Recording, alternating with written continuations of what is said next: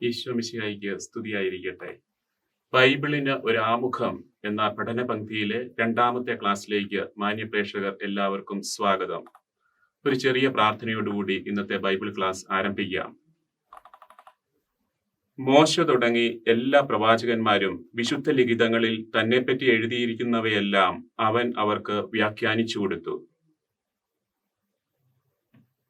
എമ്മാവൂസിലേക്ക് പോയ ശിഷ്യന്മാരുടെ മനസ്സു തുറന്ന് അവർക്ക് വചനം ഗ്രഹിക്കുവാൻ അനുഗ്രഹം നൽകിയ കർത്താവെ, ഞങ്ങളുടെ ഓരോരുത്തരുടെയും മനസ്സിനെ ഈ നിമിഷം അങ്ങ് തുറക്കണമേ. ബോധജ്ഞാനത്തിന്റെ സിംഹാസനമായ പരിശുദ്ധ അമ്മേ, നീ ഞങ്ങൾക്ക് വേണ്ടി അപേക്ഷിക്കണമേ. ഈശോയിൽ സ്നേഹമുള്ളവരെ, കഴിഞ്ഞ ക്ലാസ്സില് ബൈബിൾ എന്താണെന്നും ബൈബിളിന്റെ രചനയില് മനുഷ്യനും ദൈവത്തിനുമുള്ള പങ്ക് എന്താണെന്നും നമ്മൾ വ്യക്തമായി പഠിച്ചു. ഇന്നത്തെ ഈ ക്ലാസ്സിൽ പഴയ നിയമത്തിലെ 46 പുസ്തകങ്ങൾ എങ്ങനെ രൂപപ്പെട്ടു എന്നുള്ളതാണ് നമ്മുടെ ചർച്ചാ വിഷയം.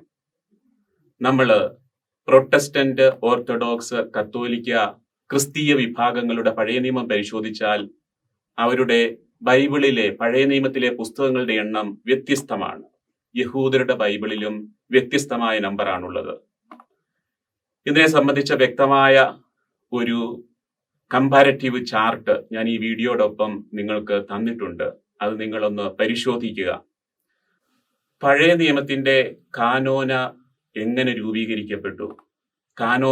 കാനൻ എന്നത് ഒരു ഗ്രീക്ക് പദമാണ്. ഇതിന്റെ അർത്ഥം മെഷറിംഗ് സ്റ്റിക്ക്, അളവുകോൽ എന്നാണ്. എന്തിന്റെ അളവുകോൽ? വിശ്വാസത്തിന്റെയും സന്മാർഗത്തിന്റെയും അളവുകോൽ. ഒരു വിശ്വാസിയെ സംബന്ധിച്ചിടത്തോളം ബൈബിളാണ് വിശ്വാസത്തിനും ധാർമ്മികതയ്ക്കുമുള്ള അളവുകോൽ. നമ്മൾ ഒരാളെ കാനനൈസ് ചെയ്യുക എന്ന് പറഞ്ഞാൽ ആ വ്യക്തി മാതൃകാപരമായ വിശ്വാസ ജീവിതം നയിച്ചു എന്ന് തന്നെ വേണം നമ്മൾ മനസ്സിലാക്കുവാൻ. അതുപോലെയാണ് നമ്മൾ ഒരു പുസ്തകത്തെയും കാനനൈസ് ചെയ്യുക. ഇങ്ങനെ കാനനൈസ് ചെയ്യപ്പെട്ട സഭയുടെ പാരമ്പര്യത്തിൽ കാനനൈസ് ചെയ്യപ്പെട്ട 46 പുസ്തകങ്ങൾ അടങ്ങിയതാണ് നമ്മുടെ പഴയ നിയമം. പഴയ നിയമത്തിന്റെ രൂപീകരണത്തില് 3 ഘട്ടങ്ങൾ നമുക്ക് കാണാം. അത് പുതിയ നിയമത്തിന്റെ രൂപീകരണത്തിലുമുണ്ട്. ഈ 3 ഘട്ടങ്ങൾ, ഒന്ന് ഒരു അനുഭവത്തിന്റെ തലമാണ്, 2 പ്രഘോഷണത്തിന്റെ ഒരു തലം, 3-ാമത്തെ തലം ബൈബിള് ലിഖിത രൂപത്തിൽ എഴുതപ്പെടുന്നതാണ്. എന്താണ് ഈ അനുഭവത്തിന്റെ തലം? പഴയ നിയമ ജനതയെ സംബന്ധിച്ചിടത്തോളം, ഇസ്രായേലിനെ സംബന്ധിച്ചിടത്തോളം അവരുടെ ഏറ്റവും അടിസ്ഥാനപരമായ അനുഭവം എന്ന് പറയുന്നത് പുറപ്പാട് അനുഭവമാണ്. ഈജിപ്തിൽ നിന്നും തങ്ങളെ മോചിപ്പിച്ച് കാനാൻ ദേശത്തേക്ക് നയിക്കുന്ന ദൈവത്തിന്റെ അനുഭവം. ആ അനുഭവമാണ് ഇസ്രായേൽ ജനതയുടെ പരമപ്രധാനമായ അനുഭവം. വീണ്ടും ഒരു അനുഭവം കൂടി അവർക്ക് പ്രധാനപ്പെട്ടതായി വന്നത് എക്സൈൽസ് ആണ്, വിപ്രവാസങ്ങളാണ്. Assyrian വിപ്രവാസവും Babylonian വിപ്രവാസവും. ഈ അനുഭവങ്ങളെ അവര് പ്രഘോഷണ തലത്തിലേക്ക് കൊണ്ടുവന്നു. നമുക്കറിയാം, മോശ, ഉദാഹരണത്തിന് നിയമാവർത്തന പുസ്തകം എടുക്കുകയാണെങ്കിൽ അതിന്റെ 1-ാം അധ്യായം 1-ാം വാക്യത്തിൽ ഇപ്രകാരം പറയുന്നു: മോശ ഇസ്രായേൽ ജനത്തോട് പറഞ്ഞ വാക്കുകളാണിവ. പലപ്പോഴും നമ്മൾ നിയമാവർത്തന പുസ്തകം എന്ന് പറയുന്ന ഒറ്റ ദിവസത്തെ ചരിത്രമാണ്. ഒറ്റ ദിവസം കൊണ്ട് നിയമത്തെ, സീനായ് മലയിൽ നിന്ന് ലഭിച്ച കൽപ്പനകളെയും ഉടമ്പടിയെയും മോശ തന്റെ ജനത്തിന് പ്രസംഗങ്ങളിലൂടെ, പ്രഘോഷണങ്ങളിലൂടെ വ്യാഖ്യാനിച്ചു കൊടുക്കുന്ന, കാനാൻ ദേശത്തേക്ക് പ്രവേശിക്കുന്നതിന് മുമ്പ്, മോശ മരിക്കുന്നതിന് മുമ്പ് വ്യാഖ്യാനിച്ചു കൊടുക്കുന്ന പുസ്തകമാണ് നിയമാവർത്തനം. മോശയോട് ദൈവം ഫറവോന്റെ അടുക്കലേക്ക് പോകാൻ പറഞ്ഞു. ഫറവോന്റെ അടുക്കൽ പോയി തന്റെ ജനത്തെ വിമോചിപ്പിക്കാൻ ആവശ്യപ്പെട്ടു. യഥാർത്ഥത്തിൽ പ്രവാചകന്മാരെ നോക്കുക, പ്രവാചകന്മാരും ഈ പ്രഘോഷണങ്ങളാണ് നടത്തുക. ദൈവത്തിന്റെ നാമത്തിൽ കർത്താവ് അരുളി ചെയ്യുന്നു എന്ന് പറഞ്ഞുകൊണ്ട് പ്രഘോഷണങ്ങൾ നടത്തുന്നു. ഇനിയും ഇസ്രായേലിന്റെ തിരുനാളുകളില്, ഉദാഹരണത്തിന് പെസഹ തിരുനാളിൽ ഗൃഹനാഥൻ തങ്ങളുടെ ചരിത്രം കുട്ടികൾക്ക്, ആ കുടുംബാംഗങ്ങൾക്ക് വ്യാഖ്യാനിച്ചു കൊടുക്കുന്ന രംഗവും നമ്മൾ കാണുന്നുണ്ട്. അപ്പോൾ പ്രഘോഷണത്തിന്റെ വലിയൊരു തലം പഴയ നിയമ പുസ്തകങ്ങളുടെ രൂപീകരണത്തില് ഉണ്ട്. ഇനിയും ലിഖിത രൂപത്തിലേക്ക് ബൈബിൾ മാറ്റപ്പെട്ടതിനെ കുറിച്ചും പഴയ നിയമത്തിൽ പല സൂചനകളുമുണ്ട്. ഒന്നാമതായി നിയമാവർത്തന പുസ്തകം 31-ാം അധ്യായം 9-ാം വാക്യം എടുക്കുക. അതിപ്രകാരമാണ്: മോശ ഈ നിയമം എഴുതി കർത്താവിന്റെ ഉടമ്പടിയുടെ പേടകം വഹിക്കുന്നവരും ലേവിയുടെ മക്കളുമായ പുരോഹിതന്മാരെയും ഇസ്രായേലിലെ എല്ലാ ശ്രേഷ്ഠന്മാരെയും ഏൽപ്പിച്ചു. അപ്പോൾ ഇത് പഞ്ചഗ്രന്ഥിയെക്കുറിച്ചുള്ള ഒരു സൂചനയാണ് അവിടെ കാണുക. മോശ നിയമം എഴുതി ശ്രേഷ്ഠന്മാരെ ഏൽപ്പിക്കുന്ന ഈ രംഗം. വീണ്ടും രാജാക്കന്മാരുടെ 2-ാം പുസ്തകത്തിൽ 22-ാം അധ്യായം 8-ാം വാക്യം. കർത്താവിന്റെ ഭവനത്തിൽ താൻ നിയമഗ്രന്ഥം കണ്ടെത്തിയിരിക്കുന്നുവെന്ന് പ്രധാന പുരോഹിതൻ ഹിൽക്കിയ കാര്യസ്ഥൻ ഷാഫാനോട് പറഞ്ഞു. അവൻ അത് വാങ്ങി വായിച്ചു.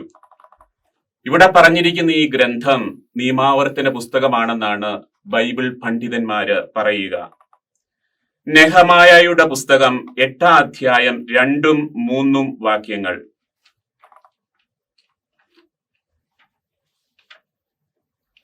ഏഴാം മാസം 1-ാം ദിവസം പുരോഹിതനായ എസ്ര സ്ത്രീകളും പുരുഷന്മാരും തിരിച്ചറിവായ എല്ലാവരും അടങ്ങുന്ന സഭയുടെ മുമ്പിൽ നിയമഗ്രന്ഥം കൊണ്ടുവന്നു. അവൻ ജലകവാടത്തിന് മുമ്പിലുള്ള മൈതാനത്തിൽ നിന്നുകൊണ്ട് അതിരാവിലെ മുതൽ മധ്യാഹ്നം വരെ അവരുടെ മുമ്പിൽ അത് വായിച്ചു. ജനം ശ്രദ്ധാപൂർവം ശ്രവിച്ചു. പഞ്ചഗ്രന്ഥി 4-ാം നൂറ്റാണ്ടായതോടെ വിരചിതമായി എന്നുള്ളതിന് ഒരു തെളിവ് കൂടിയാണ് ഇത്. എസ്ര നെഹമായയുടെ കാലഘട്ടം ഏകദേശം 4-ാം നൂറ്റാണ്ട് ആണ്. ക്രിസ്തുവിന് മുമ്പ് 4-ാം നൂറ്റാണ്ട്. 2-ാം മക്കാബായർ 2-ാം അധ്യായം 13-ാം വാക്യം. ഇക്കാര്യങ്ങൾ രേഖകളിലും നെഹമായയുടെ സ്മരണകളിലും എഴുതപ്പെട്ടിട്ടുണ്ട്. നെഹമയ ഒരു ഗ്രന്ഥശാല സ്ഥാപിച്ചെന്നും രാജാക്കന്മാരെയും പ്രവാചകന്മാരെയും കുറിച്ചുള്ള ഗ്രന്ഥങ്ങളും ദാവീദിന്റെ കൃതികളും സ്വാഭീഷ്ട കാഴ്ചകളെ കുറിച്ചുള്ള രാജാക്കന്മാരുടെ ശാസനങ്ങളും അതിൽ സംഭരിച്ചെന്നും അവയിൽ കാണുന്നു. അപ്പോൾ ബൈബിളിന്റെ പഴയ നിയമ പുസ്തകങ്ങളുടെ രചനയിലുള്ള 3 തലങ്ങളെയാണ് നമ്മൾ കണ്ടത്. 1 അനുഭവ തലം, പുറപ്പാട് അനുഭവം. 2 പ്രഘോഷണ തലം, പ്രഘോഷണങ്ങളിലൂടെ തിരുനാളുകളിലൂടെ എഴുത്തിലും വാമൊഴിയായും കൈമാറി വന്ന തിരുവചനം. 3 ലിഖിത രൂപം. ഇതിന് 3-നും നമ്മൾ ഉദാഹരണങ്ങളും കാണുകയുണ്ടായി. പഴയ നിയമ പുസ്തകങ്ങളെ ഇപ്രകാരം തിരഞ്ഞെടുക്കുന്നതിൽ എന്തെങ്കിലും മാനദണ്ഡങ്ങൾ ഉണ്ടായിരുന്നോ? യഥാർത്ഥത്തിൽ നമ്മൾ പരിശോധിക്കുകയാണെങ്കിൽ ബൈബിളിന്റെ രചനയിൽ നിന്ന് തന്നെ ഇത് വ്യക്തമാവുന്നതാണ്. ഉദാഹരണത്തിന് ഹീബ്രു ബൈബിൾ എഴുതപ്പെട്ടത് തൊറ, നെബീം, കെത്തുബീം ഈ 3 ഭാഗങ്ങളായിട്ടാണ്. തൊറ എന്ന് പറഞ്ഞാൽ ഇൻസ്ട്രക്ഷൻ, ടീച്ചിങ് എന്നാണ് അതിന്റെ അർത്ഥം. നിയമഗ്രന്ഥം, പഞ്ചഗ്രന്ഥിയാണ് തൊറ എന്ന് പറഞ്ഞതുകൊണ്ട് ഉദ്ദേശിക്കുക. തൊറായുടെ കർത്താവ് മോശയായിട്ടാണ് യഹൂദരും ക്രൈസ്തവരും ഈ അടുത്ത നാൾ വരെ കണ്ടിരുന്നത്. യഥാർത്ഥത്തിൽ അതിനെക്കുറിച്ചുള്ള അഭിപ്രായ വ്യത്യാസങ്ങൾ പുതിയ മോഡേൺ ബൈബിൾ സ്കോളേഴ്സിന്റെ ഇടയ്ക്ക് ഉണ്ടെങ്കിലും ഇപ്പോഴും ഔദ്യോഗികമായി സഭയുടെ പാരമ്പര്യം മോശയാണ് പഞ്ചഗ്രന്ഥിയുടെ കർത്താവ് എന്നുള്ളതാണ്. ഉദാഹരണത്തിന് നബീം, പ്രവാചകന്മാര് 2-ാമത്തെ വിഭാഗം. പ്രവാചകന്മാരെല്ലാം ദൈവം അരുളി ചെയ്തവ ജനങ്ങൾക്ക്, രാജാക്കന്മാർക്ക് വിവരിച്ചു കൊടുത്തവരാണ്. ദൈവത്തിന്റെ സന്ദേശം, ദൈവത്തിന്റെ വാക്കുകൾ അവരിലേക്ക് എത്തി. അപ്പോൾ പ്രവാചകന്മാരാണ് നബീം. അതിന്റെ കർത്താക്കളെല്ലാം പ്രവാചകന്മാരാണ്, ദൈവനിവേശിതരായി സംസാരിച്ച പ്രവാചകന്മാർ. ഹീബ്രു ബൈബിളിലെ 3-ാമത്തെ വിഭാഗമായ കെത്തുബീം, റൈറ്റിംഗ്സ്, ലിഖിതങ്ങൾ, അവയുടെ കർത്താവായിട്ട് പരമ്പരാഗതമായി നാം വിശ്വസിക്കുക ദാവീദിനെയും സോളമനെയുമാണ്. അപ്പോൾ ഇസ്രായേലിലെ ആത്മീയ നേതൃത്വം, അവര് രാജാക്കന്മാരായിരിക്കാം, പുരോഹിതന്മാരായിരിക്കാം, പ്രവാചകന്മാരായിരിക്കാം, അവരാണ് ബൈബിളിന്റെ രചനയിൽ പങ്കാളികളായത്. അപ്പോൾ നല്ല ആധികാരികത എന്നുള്ളതാണ് ആദ്യത്തെ മാനദണ്ഡം. ദൈവം പറഞ്ഞ കാര്യങ്ങൾ ദൈവജനത്തിന് മുമ്പിൽ ആധികാരികമായി അവതരിപ്പിച്ച വ്യക്തികൾ. 2-ാമതായിട്ട് ഒരു മാനദണ്ഡം നമുക്ക് പറയാൻ സാധിക്കുക ഹീബ്രു ഭാഷയിൽ എഴുതപ്പെട്ട ഗ്രന്ഥങ്ങൾ. ഹെബ്രായ ബൈബിളിനെ സംബന്ധിച്ച് ഹീബ്രു ഭാഷയിൽ. അപ്പോൾ യഥാർത്ഥത്തിൽ എസ്രാ നെഹമ്യായിക്ക് മുമ്പുള്ള പുസ്തകങ്ങൾ മാത്രമേ ഹീബ്രു ബൈബിളില് അവര് അംഗീകരിക്കുന്നുള്ളൂ. ഗ്രീക്കിൽ എഴുതപ്പെട്ട ഒരു പുസ്തകവും അവര് ഹീബ്രു ബൈബിളിൽ ചേർത്തിട്ടില്ല. അതേസമയം കത്തോലിക്ക ബൈബിളിൽ ഗ്രീക്കിൽ എഴുതപ്പെട്ട ചില പുസ്തകങ്ങൾ കൂടി ഉണ്ട്. അതിനെക്കുറിച്ച് നമ്മൾ വിശദമായിട്ട് ഈ ക്ലാസ്സിൽ തന്നെ പഠിക്കുന്നതാണ്. മൂന്നാമതായിട്ടുള്ള ഒരു മാനദണ്ഡം, സഭ ആധികാരികമായിട്ട് വിശ്വാസികളുടെ സമൂഹം പരമ്പരാഗതമായി ആരാധനയിലും ആഘോഷങ്ങളിലുമെല്ലാം ഉപയോഗിച്ചോ ഇല്ലയോ എന്നുള്ളതാണ്. അത് വലിയ ഒരു മാനദണ്ഡമാണ് പഴയ നിയമത്തെ സംബന്ധിച്ചിടത്തോളം. വിശ്വാസികളുടെ ആരാധനയില്, പാരമ്പര്യത്തില് ഈ പുസ്തകങ്ങൾക്കുള്ള സ്ഥാനം. നാലാമതായിട്ട് ഒരു മാനദണ്ഡം നമ്മൾ കാണുക, ആത്മീയ ജീവിതത്തിന് പ്രചോദനം നൽകുന്നവയാണോ ഈ ഗ്രന്ഥങ്ങൾ എന്നുള്ളതാണ്. ദൈവിക മനുഷ്യരാൽ എഴുതപ്പെട്ടതും ആത്മീയ ജീവിതത്തിന് പ്രചോദനം നൽകുന്നതുമായ ഗ്രന്ഥങ്ങൾ. അപ്പോൾ വെറുതെ സമാഹരിച്ച 46 പുസ്തകങ്ങളല്ല പഴയ നിയമത്തിലെ ഗ്രന്ഥങ്ങൾ. മാനദണ്ഡങ്ങൾ, അന്നത്തെ സമൂഹം തന്നെ നിശ്ചയിച്ച ചില മാനദണ്ഡങ്ങളിലൂടെയാണ് ബൈബിള് രൂപപ്പെടുക. അതുകൊണ്ടാണ് ബൈബിളിനെ ഒരിക്കലും വിശ്വാസികളുടെ സമൂഹത്തിൽ നിന്ന് മാറ്റി നിർത്താൻ നമുക്ക് സാധിക്കുകയില്ല. വിശ്വാസ സമൂഹത്തിൽ ആധികാരികമായിട്ട് ദൈവത്തിൽ നിന്നും ദൈവിക മനുഷ്യർ കൈമാറി വന്ന സന്ദേശങ്ങളാണ് ബൈബിളിലുള്ളത്. അടുത്തതായി പഴയ നിയമത്തിന്റെ വിവിധ കാനോനകൾ ഏതൊക്കെയാണ് എന്ന് നമുക്ക് കാണാം. 6 കാനോനകളായി ആണ് നമുക്ക് പഴയ നിയമത്തെ കുറിച്ച് ഇപ്പോൾ ലഭ്യമായിരിക്കുക. 1, എസ്രായുടെ കാനൻ. 2, മഹാസിനഗോഗിലെ ആളുകൾ എഴുതിയ canon. 3, Palestinian canon. 4, Alexandrian canon. 5, Samaritan canon. 6, Qumran canon. നമുക്ക് ഇത് ഓരോന്നും എന്താണെന്ന് പരിശോധിക്കാം. എസ്രായുടെ കാനൻ, പഴയ നിയമത്തിലെ പുസ്തകങ്ങൾ കൂടാതെ, സഭ അംഗീകരിക്കുന്ന ഈ 46 പുസ്തകങ്ങൾ കൂടാതെ പഴയ നിയമ ബൈബിളിലെ പുസ്തകങ്ങളോട് സദൃശ്യമായിട്ടുള്ള ധാരാളം പുസ്തകങ്ങളുണ്ട്. അവയെ നമ്മൾ അപ്പോക്രിഫ എന്നാണ് വിളിക്കുക. ആ അപ്പോക്രിഫൽ ഗ്രന്ഥങ്ങളിൽ ഉൾപ്പെടുന്ന ചില പുസ്തകങ്ങളാണ് ഏനോക്ക് 1, 2, 3 പുസ്തകങ്ങൾ, ജൂബിലിയുടെ പുസ്തകം 3, 4 മക്കാബായരുടെ പുസ്തകങ്ങൾ, 2, 3 ബാറൂക്കിന്റെ പുസ്തകങ്ങൾ, അതുപോലെ തന്നെ എസ്ദ്രാസ് 1 എന്നുള്ള ഒരു പുസ്തകം, എസ്രായുടെ തന്നെ ഒരു പുസ്തകമായിട്ടാണ് അത് കരുതപ്പെടുക. അതിൽ ദൈവം എസ്രായോട് ഈ ഗ്രന്ഥങ്ങളൊക്കെയാണ് കാനോനികം എന്ന് പറഞ്ഞു. എന്താണ് കാനോനികം എന്ന വാക്കുകൊണ്ട് നമ്മൾ അർത്ഥമാക്കുക? പരിശുദ്ധാത്മാവിനാൽ പ്രചോദിതമായ ഗ്രന്ഥങ്ങളുടെ ഔദ്യോഗികമായ ഒരു സമാഹാരം, സഭ അംഗീകരിച്ച ഔദ്യോഗികമായ ദൈവനിർദ്ദേശിത ഗ്രന്ഥങ്ങളുടെ ലിസ്റ്റ്. അപ്പോൾ ഇവിടെ എസ്രായിക്ക് ഇങ്ങനെ ഒരു കാനൻ കൊടുത്തെന്ന് ഈ ഗ്രന്ഥത്തിൽ പറയുന്നു. പക്ഷെ ഇതൊരു അപ്പോക്രിഫൽ ഗ്രന്ഥമായതുകൊണ്ട് സഭ ആ കാനനെ അംഗീകരിക്കുന്നില്ല. അതുമാത്രമല്ല, ചരിത്രപരമായി ഇങ്ങനെയൊരു കാനൻ ഉണ്ടായിരുന്നതിന് യാതൊരുവിധ തെളിവുകളും ഇല്ല. രണ്ടാമതായി, മഹാസിനഗോഗിലെ ആളുകളുടെ പേരിൽ അറിയപ്പെടുന്ന കാനൻ. എസ്രായുടെ നേതൃത്വത്തിൽ ഹഗ്ഗായി, സക്കറിയ, മലാക്കി തുടങ്ങിയവരും അനേകം ശ്രേഷ്ഠന്മാരും ഇസ്രായേലിലെ അനേകം ശ്രേഷ്ഠന്മാരും ഉൾക്കൊണ്ട ഒരു വലിയ സമിതി രൂപീകരിച്ച 24 പുസ്തകങ്ങളുടെ കാനൻ. ഇത് സംബന്ധിച്ചും വ്യക്തമായ ചരിത്ര തെളിവുകൾ ഇല്ല. അതുകൊണ്ട് സഭ ഇതിനെയും അംഗീകരിക്കുന്നില്ല. മൂന്നാമതായി, പലസ്തീനിയൻ കാനൻ. ഇസ്രായേലിൽ, പലസ്തീനായിൽ താമസിച്ചിരുന്നവരും പലസ്തീനായിക്ക് പുറത്തു താമസിച്ചിരുന്നവരും എന്ന് ഇസ്രായേലിനെ, യഹൂദ ജനതയെ രണ്ടായിട്ട് തിരിക്കാം. 1-ാം നൂറ്റാണ്ടിലെ സംബന്ധിച്ച് നമ്മൾ നോക്കുകയാണെങ്കിൽ ഇസ്രായേലിൽ ഒരു 10% യഹൂദരുണ്ടായിരുന്നെങ്കിൽ വിപ്രവാസികളായ ഒരു 90% യഹൂദര് പുറത്തു താമസിക്കുന്നുണ്ടായിരുന്നു. എങ്ങനെയാണ് അവർ പുറത്ത് വിപ്രവാസത്തിലായത്? 722 BC-യിലെ അസീറിയൻ പ്രവാസം കൊണ്ടും 587 BC-യിലെ ബാബിലോൺ പ്രവാസം കൊണ്ടും അവര് ഇസ്രായേലിന് പുറത്ത് താമസിക്കുന്നവരായി. ഇസ്രായേലിന് പുറത്ത് മെഡിറ്ററേനിയൻ പ്രദേശത്ത് താമസിച്ചിരുന്ന അവരുടെ ഭാഷ ഗ്രീക്ക് ആയിരുന്നു. കാലക്രമേണ ഗ്രീക്ക് ഭാഷ എന്ന് പറഞ്ഞാൽ അലക്സാണ്ടറിന്റെ 323 തൊട്ട് 333 സമയം തൊട്ട്, അലക്സാണ്ടറിന്റെ കാലഘട്ടം തൊട്ട് മെഡിറ്ററേനിയൻ പ്രദേശം മുഴുവനും ഗ്രീക്ക് ഭാഷയും കൾച്ചറും കൊണ്ട് അദ്ദേഹം ഗ്രീക്ക് ഭാഷയും സംസ്കാരവും മെഡിറ്ററേനിയൻ പ്രദേശത്ത് പ്രചരിപ്പിക്കുന്നതിൽ അദ്ദേഹം സമർത്ഥനായിരുന്നു. അങ്ങനെ അദ്ദേഹം സ്ഥാപിച്ച സാമ്രാജ്യം മുഴുവന്റെയും പ്രധാനപ്പെട്ട ഭാഷ ഗ്രീക്കായി മാറി. അപ്പോൾ ഈ വിപ്രവാസികളായ 90% പേരും ഗ്രീക്കാണ് സംസാരിച്ചിരുന്നത്. ഹീബ്രു ഭാഷ എന്ന് പറയുന്നത് താരതമ്യേന നാശം വന്നു പോകുന്ന ഒരു ഭാഷയായിട്ട് മാറി. പലസ്തീനായിലെ യഹൂദര് ആ കാലഘട്ടത്തിലും ഹീബ്രു ബൈബിൾ ഉപയോഗിച്ചിരുന്നു.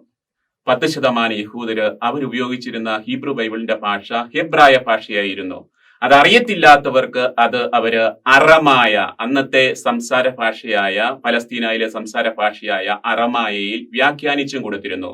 അങ്ങനെ പഴയ നിയമ പുസ്തകങ്ങളുടെ വ്യാഖ്യാനങ്ങൾ, വിശദീകരണങ്ങളും പഴയ നിയമ പുസ്തകങ്ങളെ ഭാഗങ്ങളും അടങ്ങിയതാണ് താർഗും എന്ന തർജിമ. അപ്പോൾ നമ്മൾ കണ്ടുവരുന്നത് പലസ്തീനിയൻ കാനനാണ്. പലസ്തീനിയൻ കാനൻ എന്ന് പറഞ്ഞാൽ പലസ്തീനായിൽ ജീവിച്ചിരുന്ന യഹൂദർ ഉപയോഗിച്ചിരുന്ന 1-ാം നൂറ്റാണ്ടിന്റെ അവസാനം ഉപയോഗിച്ചിരുന്ന ബൈബിളാണ്. അവരെന്തുകൊണ്ടാണ് ഒരു കാനൻ രൂപീകരിക്കാൻ ശ്രമിച്ചത്? കാനൻ രൂപീകരിക്കാൻ ശ്രമിക്കാൻ പ്രത്യേകിച്ചുള്ള കാരണം യഹൂദ ക്രിസ്ത്യാനികൾ ഒരു മതവിഭാഗമായിട്ട് അവര് മാറാൻ തുടങ്ങിയിരുന്നു. ആ സമയത്തേക്കും അതുവരെ യഹൂദരുടെ ഒരു സെക്റ്റായിട്ട് നിന്നിരുന്ന ക്രിസ്ത്യാനികൾ വേറൊരു മതമായി രൂപീകരിക്കപ്പെടാൻ തുടങ്ങി. അപ്പോൾ ഈ ചിന്താഗതി തെറ്റാണ് എന്ന് അവർക്ക് മനസ്സിലായി. അതുകൊണ്ട് അവരുപയോഗിക്കുന്ന ബൈബിളിലെ പുസ്തകങ്ങൾ അവര് നിർണയിക്കുകയാണ് ചെയ്തത്. ഇതിനെക്കുറിച്ച് ഒരു കൗൺസിലാണ് നമ്മളോട് പറയുക, യാവുനെ കൗൺസിൽ. യാവുനയിൽ കൂടിയ ഈ കൗൺസിലിനെ കുറിച്ചും വ്യക്തമായ ചരിത്ര സൂചനകളൊന്നുമില്ല.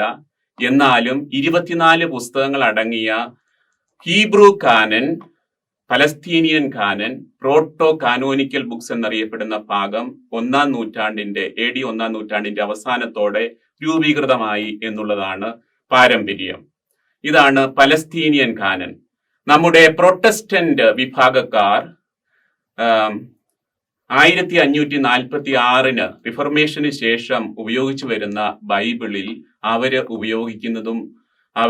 ഉപയോഗിക്കുന്നത് ഈ ഹീബ്രു ബൈബിളിലെ കാനനാണ്. 24 പുസ്തകങ്ങൾ. അത് വീണ്ടും വിഭജിച്ച് 39 പുസ്തകങ്ങളായി അവരുടെ ബൈബിളിൽ ഉപയോഗിച്ചു വരുന്നു. അതിനെക്കുറിച്ച് നമ്മൾ വീണ്ടും വിശദമായിട്ട് കാണുന്നതാണ്. എന്നാൽ ആദിമ ക്രൈസ്തവ സമൂഹം, ഈശോയും ശിഷ്യന്മാരും അവരുപയോഗിച്ചിരുന്ന ബൈബിൾ ഏതാണ്? അത് സെപ്തുജിന്ത എന്ന പേരിൽ അറിയപ്പെടുന്നതാണ്.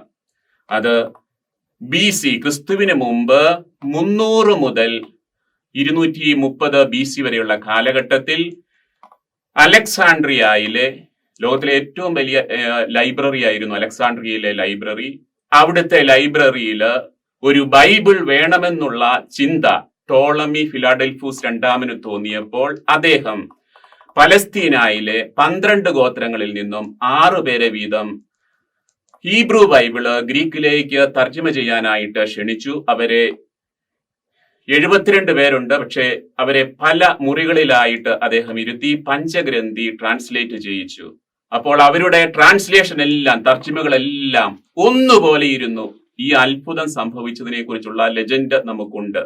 എന്നാൽ യഥാർത്ഥത്തിൽ അവിടെ സംഭവിച്ചത് ഹീബ്രു ബൈബിള് പ്രവാസികൾക്ക് വേണ്ടി, വിപ്രവാസത്തിലായിരുന്ന ഹീബ്രു ജനതയ്ക്ക് വേണ്ടി, 90% യഹൂദർക്ക് വേണ്ടി അവര് ട്രാൻസ്ലേറ്റ് ചെയ്യുകയായിരുന്നു, തർജ്ജിമ ചെയ്യുകയായിരുന്നു. ഈ തർജ്ജിമയാണ് സെപ്ത്വജിന്ത് എന്നറിയപ്പെടുന്നത്. 70 ട്രാൻസ്ലേറ്റേഴ്സ് തർജ്ജിമ ചെയ്ത ഈ തർജ്ജിമയാണ് നമ്മൾ സെപ്ത്വജിന്ത് എന്ന പേരിൽ പറയുക. ജെറോം 4-ാം നൂറ്റാണ്ടിൽ തന്റെ ബൈബിൾ വിവർത്തനത്തിൽ ഉപയോഗിച്ച ഗ്രീക്ക് സെപ്തുജിന്താണ്. അതുകൊണ്ട് ജെറോം ഈ സെപ്തുജിന്തിനെ കുറിച്ച് 70 ട്രാൻസ്ലേറ്റേഴ്സ് 70 ദിവസം കൊണ്ട് എഴുതി എന്നുള്ള ഈ ഐതിഹ്യമൊക്കെ പറയാറുണ്ട്. കത്തോലിക്കര് ഉപയോഗിച്ചു വരുന്നത്, ആദിമസഭയും അപ്പസ്തോലന്മാരും ഉപയോഗിച്ച, ഈശോയും ഉപയോഗിച്ച സെപ്തുജിന്ത് കാനനാണ്. ആ സെപ്തുജിന്തിന് പല വേർഷൻസ് ഉണ്ട്. അതിന്റെ എക്സ്റ്റെൻഡഡ് ആയിട്ടുള്ള വേർഷൻസിൽ 53 പുസ്തകങ്ങൾ വരെയുണ്ട്. 46 മുതൽ 53 വരെ പുസ്തകങ്ങളുണ്ട്. നാം അലക്സാണ്ട്രിയൻ കാനൻ എന്നറിയപ്പെടുന്നത് ഈ സെപ്തുജിന്താണ്. ഈ സെപ്തുജിന്ത് തന്നെയാണ് ഓർത്തഡോക്സുകാരും അതുപോലെ തന്നെ കത്തോലിക്കരും ഉപയോഗിക്കുന്നത് പഴയ നിയമ പുസ്തകങ്ങളുടെ വിഭജനത്തിൽ. അതുകൊണ്ട് ഓർത്തഡോക്സ് കത്തോലിക്ക വിഭാഗങ്ങളുടെ പഴയ നിയമത്തിൽ ഉള്ള പുസ്തകങ്ങളുടെ എണ്ണം കത്തോലിക്കരുടെ പുസ്തകത്തിൽ 46ഉം ഓർത്തഡോക്സ്, ഉദാഹരണത്തിന് ഈസ്റ്റേൺ ഓർത്തഡോക്സ് ബൈബിളിൽ 53 പുസ്തകങ്ങളുണ്ട്. ഈ വ്യത്യാസം വരുന്നത് എങ്ങനെയാണ്? 7 ബുക്സ് നമ്മുടെ ബൈബിളിൽ എങ്ങനെ ഹീബ്രു ബൈബിളിനേക്കാൾ കൂടുതലായിട്ട് വന്നു? ഇത് ഗ്രീക്ക് സെപ്തുജിന്തിൽ നിന്നുമാണ്.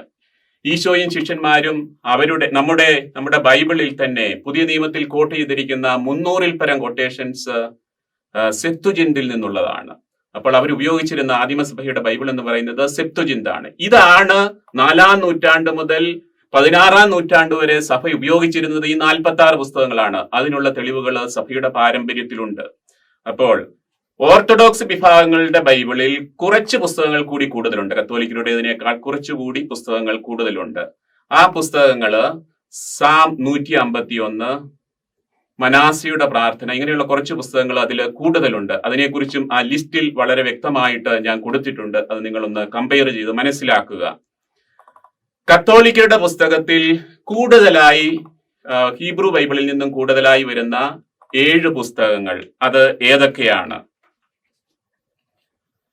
യൂദിത്ത്, തോബിത്ത്, ബാറൂഖ്, 1-2 മക്കബായർ, പ്രഭാഷകൻ, ജ്ഞാനം. ഈ 7 പുസ്തകങ്ങളാണ് കൂടുതലായിട്ട് വരുന്നത്.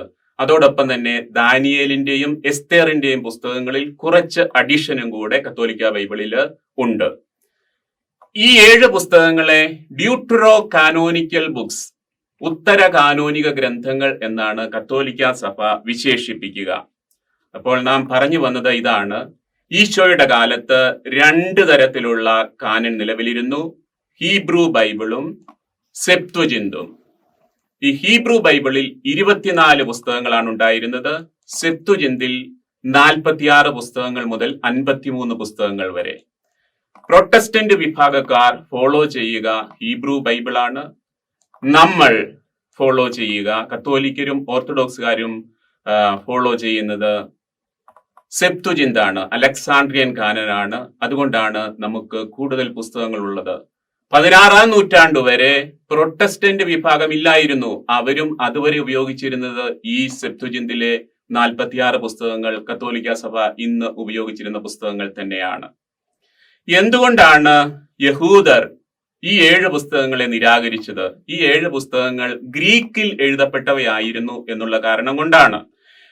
പക്ഷേ നമുക്കറിയാം, ജ്ഞാനത്തിന്റെയും പ്രഭാഷകന്റെയും പുസ്തകങ്ങൾ ഒറിജിനൽ ആയിട്ട് ഹീബ്രുവിൽ എഴുതിയിരുന്നു. പക്ഷെ അതിന്റെ തർജ്ജമകൾ, ഗ്രീക്ക് തർജ്ജമകൾ മാത്രമേ നിലവിൽ ഉണ്ടായിരുന്നുള്ളൂ. പക്ഷെ അതുകൊണ്ട് ഈ 7 പുസ്തകങ്ങളെ അവർ അംഗീകരിക്കുന്നില്ല. മറ്റു ചില കാരണങ്ങൾ കൂടിയുണ്ട്. പ്രൊട്ടസ്റ്റന്റുകാരുടെയും കത്തോലിക്കരുടെയും മതവിശ്വാസത്തിൽ നമ്മൾ ചിന്തിച്ചു നോക്കുകയാണെങ്കിൽ 2 മക്കബായരുടെ പുസ്തകം നമ്മൾ നോക്കുക. 1-2 മക്കബായരുടെ പുസ്തകം, അവിടെ മരിച്ചവർക്ക് വേണ്ടി പ്രാർത്ഥിക്കുന്നതിനെ കുറിച്ച് പറഞ്ഞിട്ടുണ്ട്. അതുപോലെ വിശുദ്ധരുടെ ഐക്യത്തെക്കുറിച്ച്, കമ്മ്യൂണിയൻ ഓഫ് സെയിൻസ്, വിശുദ്ധരോട് വണങ്ങുന്നതിനെ കുറിച്ചും വിശുദ്ധരോട് മധ്യസ്ഥം അപേക്ഷിക്കുന്നതിനെ കുറിച്ചും. ഈ പുസ്തകങ്ങൾ, ഈ 7 പുസ്തകങ്ങൾ പ്രൊട്ടസ്റ്റന്റുകാര് കാണുന്നത് അപ്പോക്രിഫ ആയിട്ടാണ്. അവ കാനോനികമായിട്ട് അവർ കാണുന്നില്ല, അപ്പോക്രിഫ ബുക്സ് ആയിട്ടാണ് അവർ കാണുന്നത്. ഈ ബുക്സിൽ അടങ്ങിയിരിക്കുന്ന കാര്യങ്ങൾ, ഉദാഹരണത്തിന് ജ്ഞാനത്തിന്റെ പുസ്തകം നമ്മൾ 2-ാം അധ്യായം വായിക്കുകയാണെങ്കിൽ അത് ഈശോയെ കുറിച്ചുള്ള വ്യക്തമായ ഒരു പ്രവചനമാണ് ജ്ഞാനത്തിന്റെ പുസ്തകത്തിൽ 2-ാം അധ്യായത്തിൽ കാണുക. അതുകൊണ്ട് ഹെബ്രായർ അത് ഉപേക്ഷിക്കുകയാണ്. ഹീബ്രു ബൈബിളിൽ അത് ചേർത്തിട്ടില്ല.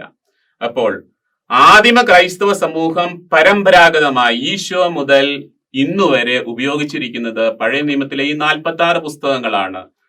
പ്രൊട്ടസ്റ്റന്റുകാര് എന്തുകൊണ്ട് ഇപ്പോൾ മരിച്ചവർക്ക് വേണ്ടി പ്രാർത്ഥിക്കുന്നില്ല, അല്ലെ വിശുദ്ധരെ വണങ്ങുന്നില്ല? അവര് ബൈബിളിൽ അതിന് അടിസ്ഥാനം കാണുന്നില്ല. കാരണം മക്കബായരുടെ പുസ്തകം അവരുടെ കാനനിൽ ഇല്ല.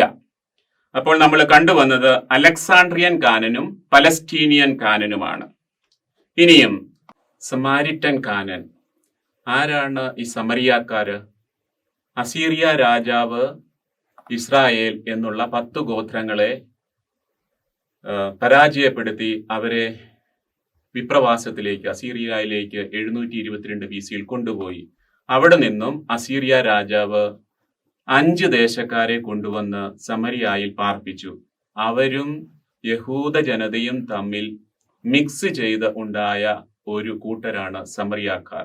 അതുകൊണ്ട് അവരെ പരിപൂർണ യഹൂദരായിട്ട് യഹൂദർ കരുതിയിരുന്നില്ല. ഹാഫ് ജ്യൂസ് എന്നാണ് അവർ അറിയപ്പെട്ടിരുന്നത്. ഇതിനെക്കുറിച്ച് 2 രാജാക്കന്മാരുടെ പുസ്തകം 17 അധ്യായത്തിൽ നാം വായിക്കുന്നുണ്ട്. അത് 24 വാക്യം ഇപ്രകാരമാണ്: അസീറിയ രാജാവ് ബാബിലോൺ, കുത്ത, ഔവ, ഹമാത്ത്, സെഫാർവയീം എന്നിവിടങ്ങളിൽ നിന്ന് ആളുകളെ കൊണ്ടുവന്ന് ഇസ്രായേൽ ജനത്തിന് പകരം സമരിയ നഗരങ്ങളിൽ പാർപ്പിച്ചു. അവർ സമരിയ സ്വന്തമാക്കി അതിന്റെ നഗരങ്ങളിൽ വസിച്ചു. നമ്മൾ യോഹന്നാന്റെ സുവിശേഷം 4 അധ്യായത്തിൽ സമരിയാക്കാരിക്ക് 5 ഭർത്താക്കന്മാരുണ്ടായിരുന്നു എന്ന് പറയുന്നതിന്റെ ഒരു സൂചന ഇത് തന്നെയാണ്. ഈ 5 ദേശങ്ങളാണ് അതിന്റെ സൂചന. സമറിയാക്കാര് ഉപയോഗിച്ചിരുന്നത് പഞ്ചഗ്രന്ഥം മാത്രമാണ്. പഞ്ചഗ്രന്ഥിയിലെ 5 പുസ്തകങ്ങൾ മാത്രമാണ് ഔദ്യോഗികമായി അവരെ ഉപയോഗിച്ചിരുന്നത്. അതുകൊണ്ടാണ് സമാരിറ്റൻ എന്നുള്ള കാനൻ, സമാരിറ്റൻ പെന്ററ്റുക്ക് അവരുടെ ഔദ്യോഗിക കാനനായിരുന്നു. അവര് ആരാധന അർപ്പിച്ചിരുന്നത് ജെറുസലേമിലായിരുന്നില്ല. ജെറുസലേമിൽ അവരെ ഉൾക്കൊള്ളിച്ചിരുന്നില്ല. അവര് ആരാധന അർപ്പിച്ചിരുന്നത് മൗണ്ട് ഗരീസിമിലാണ്. ഇപ്പോഴും ഇസ്രായേലിൽ നാബ്ലൂസ് എന്ന സ്ഥലത്ത് 400ഓളം സമറിയാക്കാർ ഇന്നും നിലവില് ജീവിച്ചിരിപ്പുണ്ട്. അവരുടെ തുടർച്ചയായിട്ടുള്ള സമറിയാക്കാര് ഇന്നും അവിടെ തന്നെ താമസിക്കുന്നുമുണ്ട്. അടുത്തത് കുമ്രാൻ ഖാനൻ. ഇത് വളരെ അധികം പ്രധാനപ്പെട്ട ഒരു കണ്ടുപിടുത്തമാണ്. കഴിഞ്ഞ നൂറ്റാണ്ടിലെ ബൈബിളിനെ സംബന്ധിച്ചുള്ള ഏറ്റവും വലിയ കണ്ടുപിടുത്തമാണ്. 1947 തൊട്ട് 56 വരെയുള്ള കാലഘട്ടത്തിൽ ഇസ്രായേലിലെ കുമ്രാനിലെ മലനിരകളിലെ 11 ഗുഹകളിൽ നിന്നും 980ഓളം പഴയ കയ്യെഴുത്തു പ്രതികള് മൺകുടങ്ങളില് ചുരുളുകള് തുണിയിൽ പൊതിഞ്ഞ് സൂക്ഷിച്ചിരുന്നു. അത് യഹൂദരായ ചിലര് യെറുസലേമിൽ നിന്നും കുമ്രാനിൽ വന്ന് താമസിക്കുകയും അസെറ്റിക് ലൈഫ് നയിക്കുകയും ചെയ്തു. അവര് ബ്രഹ്മചാരികളായിരുന്നു. അവരുടെ പ്രധാനപ്പെട്ട പരിപാടികൾ പഠനവും പ്രാർത്ഥനയുമായിരുന്നു. അവരുടെ ഒരു ലൈബ്രറി ആയിരിക്കാം ഇതെന്ന് ഇന്ന് കരുതുന്നു. ആ കൂട്ടരാണ് എസ്സീൻസ്, പാവങ്ങൾ എന്ന് അറിയപ്പെടുക. നമ്മുടെ സ്നാപയോഹന്നാനെ കുറിച്ച് അദ്ദേഹം ഒരു എസ്സീൻ ആയിരുന്നെന്ന് ബൈബിൾ പണ്ഡിതന്മാര് പലരും അഭിപ്രായപ്പെടുന്നുണ്ട്. അപ്പോൾ റോമാക്കാര് ഇസ്രായേൽ ജെറുസലേം നശിപ്പിക്കുകയും ടെമ്പിൾ തകർക്കുകയും ചെയ്തപ്പോൾ ആ സമയത്ത്, ആ യഹൂദ യുദ്ധത്തിന്റെ സമയത്ത്, യഹൂദ റോമ യുദ്ധത്തിന്റെ സമയത്ത് ഇവര് തങ്ങളുടെ ഈ ലൈബ്രറി കുമ്രാൻ ഗുഹകളിൽ ഒളിപ്പിച്ചതായിരിക്കാമെന്നാണ് ഇന്ന് പണ്ഡിതന്മാര് അഭിപ്രായപ്പെടുക. അവിടെ ബൈബിളിന്റെ പഴയ നിയമത്തിലെ എസ്തേറിന്റെ പുസ്തകം ഒഴികെ ബാക്കി എല്ലാ പുസ്തകങ്ങളുടെയും ശകലങ്ങളോ മുഴുവൻ പ്രതികളോ ആയിട്ട് നമുക്ക് കിട്ടിയിട്ടുണ്ട്. അത് ക്രിസ്തുവിന് മുമ്പ് 2-3 നൂറ്റാണ്ടുകളാണ് കുമ്രാൻ ചുരുളുകളുടെ കാലഘട്ടം. ഇതാണ് പഴയ നിയമത്തെക്കുറിച്ച് ഏറ്റവും പുരാതന രേഖകൾ നമുക്ക് ലഭിച്ചിരിക്കുക. അത് മുഴുവൻ പരിശോധിക്കുമ്പോൾ നമുക്ക് മനസ്സിലാവുക എസ്തേർ എന്തുകൊണ്ട് അവർ ഒഴിവാക്കി. ഒരു പക്ഷേ ഈ എസീൻ എന്നുള്ള കമ്മ്യൂണിറ്റി അവര് ചില മാനദണ്ഡങ്ങൾ അവരുടെ പഴയ നിയമ കാനന് കൊടുത്തിരുന്നിരിക്കുക. എസ്തേർ എന്ന പുസ്തകത്തിൽ നമ്മൾ ദൈവം എന്നുള്ള നാമം പ്രയോഗിച്ച് ഒരിടത്തും കാണുന്നില്ല. അതുപോലെ തന്നെ പൂറീം എന്നുള്ള ഒരു തിരുനാള് എസ്തേറിന്റെ ബുക്കാണ് നമുക്ക് തരിക. അതിനെ കുറിച്ചുള്ള സൂചനകൾ പഞ്ചഗ്രന്ഥിയിൽ ഇല്ല.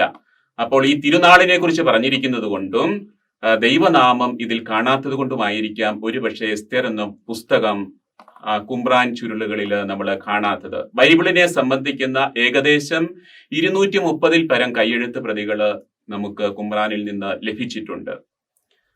അപ്പോൾ നമ്മൾ പഴയ നിയമത്തെക്കുറിച്ചുള്ള വിവിധ കാനോനകള് നമ്മൾ കാണുകയുണ്ടായി.